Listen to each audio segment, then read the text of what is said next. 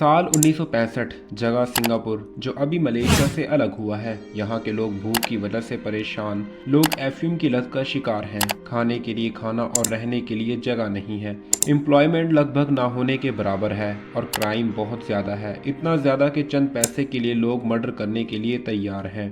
आखिर 25 ही सालों में ऐसा क्या हुआ कि सिंगापुर ने पूरी दुनिया को हैरत में डाल दिया, जो कि अब दुनिया के टॉप 5 रिचेस्ट कंट्रीज में से एक है। One of the cleanest country in the world, ना होने के बराबर करप्शन और क्राइम।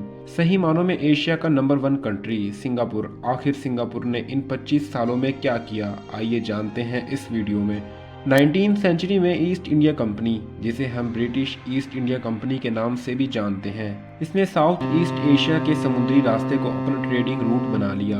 देखते ही देखते ये रूट ईस्ट इंडिया कंपनी के सबसे प्रॉफिटेबल रूट्स में शामिल हो गया। इसलिए एक ब्रिटिश ऑफिसर थॉमस राफेल्स ने सिंगापुर को खरीद लिया, जौहर के सुल्तान से। थॉमस राफेल्स ने इसको टैक्स फ्री रखा गया था और फिर ये पार्ट दुनिया भर के ट्रेडर्स की नजर में आ गया। वर्ल्ड वॉर 2 के दौरान मलया पर जापान ने हमला कर दिया। मलया दरअसल सिंगापुर और मलेशिया एक ही हुआ करते थे, जो मलया के नाम से जाने जाते थे, और इस हमले के बाद ये जगह पूरे तरीके से बर्बाद हो गई और इस नाजुक सूरत हाल में ब्रिटिशर्स ने भी इनका साथ ना दिया। और इस सूरत हाल में इनके लिए एक लीडर उभर कर आए, जिनका नाम था ली कुआन यू, और यही सिंगापुर की किस्मत बदलते हैं। ली कुआन यू ने एक पॉलिटिकल पार्टी बनाई जिसका नाम पीपल्स एक्शन पार्टी रखा, और साल 1959 में ये सिंगापुर के प्राइम मिनिस्टर बनते हैं। और 9 अगस्त साल 1965 में सिंगापुर मलेशिया से अलग हो जाता है, और इस सेपरेशन की वजह से सिंगापुर की हालत मजीद खराब होने लगती है।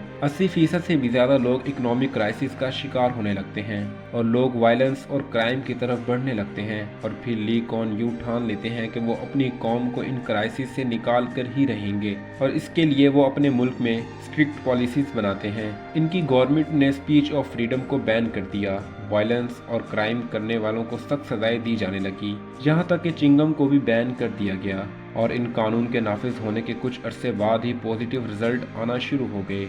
लोगों के पास रहने के लिए घर नहीं थे, इन्होंने इनके रहने के लिए सस्ते घर बनाने शुरू कर दिए। ली कुआन यू ने एम्प्लॉयमेंट के मसले से निपटने के लिए फॉरेन कंपनीज को बिजनेस इन्वेस्टमेंट के लिए इनवाइट किया और नो टैक्स पॉलिसी को भी नाफिज किया। शुरुआती 10 सालों में किसी भी तरह का कोई टैक्स नहीं लिया जाएगा, और करप्शन को रोकने के लिए इन्होंने गवर्नमेंट एम्प्लॉयज की सैलरी में बहुत ज्यादा इजाफा कर दिया ताकि कोई करप्शन ही ना कर सके। अगर कोई फिर भी करप्शन करेगा तो उसे सख्त सजा दी जाएगी। कहा जाता है बच्चे मुल्क का मुस्तकबिल होते हैं, इसलिए इन्होंने एजुकेशनल सिस्टम पर भी बहुत काम किया, स्कूल कॉलेजेस बनवाए, और इन तमाम चीज़ों की वजह से सिंगापुर दुनिया के बेहतरीन कंट्रीज में उभर कर आया। और इस कहानी के हीरो ली कुआन यू निकलते हैं, और वो बेहतरीन लीडर्स में से एक हैं। दोस्तों, आपको सिंगापुर की डेवलपमेंट जानकर कैसा लगा, हमें कमेंट सेक्शन में ज़रूर बताइएगा।